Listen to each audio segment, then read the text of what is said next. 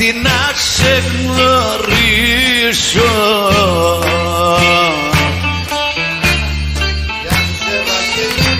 Κλαίω και λέω μυστικά για σένα, ναι, γιατί να σ' αγαπήσω.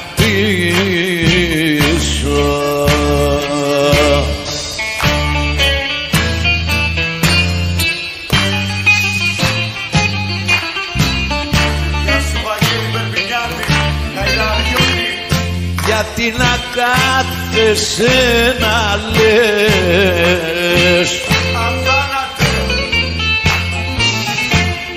πως πια δεν με γνωρίζει.